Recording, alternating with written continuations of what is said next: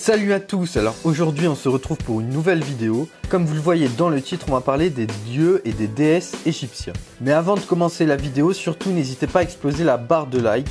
Je compte sur vous pour qu'on atteigne les 20 likes avant minuit. N'hésitez pas non plus à activer la cloche de notification et restez bien jusqu'à la fin de la vidéo, j'ai quelque chose de très important à vous dire. Let's go! La mythologie égyptienne est complexe et pleine de mystères. Cette religion polythéiste se distingue par plusieurs caractéristiques.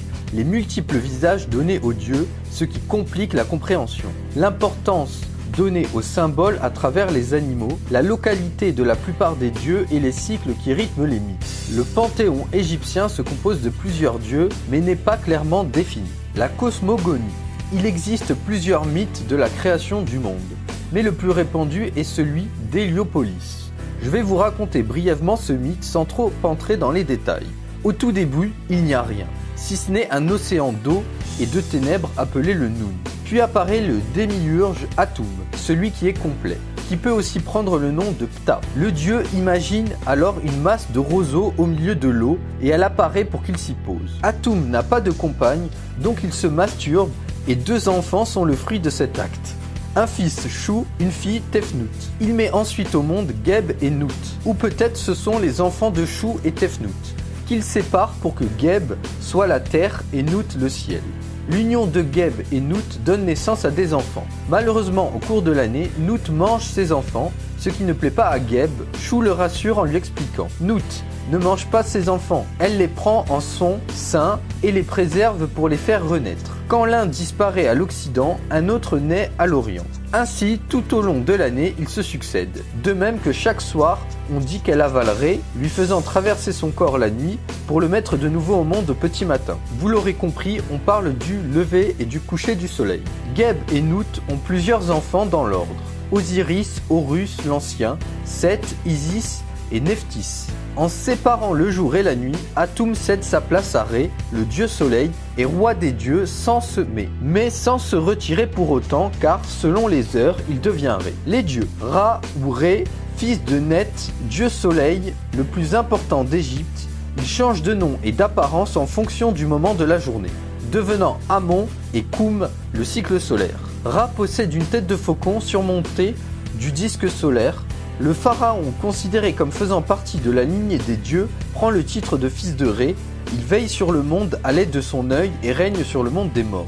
Osiris, fils de Nut et de Geb et époux d'Isis, il est le dieu de la mort et de la renaissance. Osiris est représenté avec la peau verte et noire ainsi qu'avec les attributs du pharaon.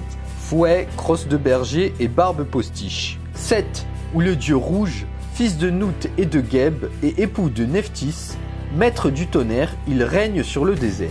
Seth représente le mal de par sa brutalité et son comportement agressif, notamment sexuellement. Mais sa force contribue à équilibrer les cycles. Il est représenté avec la tête d'un animal imaginaire, pouvant aller de l'okapi à la girafe. Isis, fille de Nut et de Geb et épouse d'Osiris. C'est une déesse funéraire et de l'amour, considérée comme étant une magicienne astucieuse. Elle est représentée avec une tête de femme, surmontée d'un disque solaire pris entre 2 cornes. Horus, fils d'Osiris et d'Isis, il est le dieu du ciel et du soleil, ainsi que le protecteur des pharaons. Il est d'ailleurs le premier d'entre eux. À l'instar de Ré, il arbore une tête de faucon surmontée d'une double couronne. Thoth, fils de Ra, dieu lunaire, il remplace le dieu soleil la nuit, patron des scribes et grand magicien. Il est représenté avec une tête d'ibis portant une couronne à thème. Anubis, fils adoptif d'Isis, fils adultérien de Nephthys et d'Osiris, Anubis est un dieu funéraire, protecteur des défunts, des tombes et des funérailles.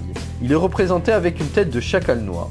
Apophis, fils de Net, dieu du chaos et des forces obscures, il cherche à anéantir la création divine, notamment à arrêter le cycle solaire. Il est représenté comme un serpent géant. Voilà, c'est tout pour cette vidéo, j'espère qu'elle vous aura plu. Surtout, n'hésitez pas à exploser la barre de like. Je compte sur vous pour activer la cloche de notification. N'hésitez pas à me dire dans les commentaires votre dieu égyptien préféré. Personnellement, je suis assez fan d'Horus. Voilà pour la vidéo. Sur ce, je vous dis à la prochaine.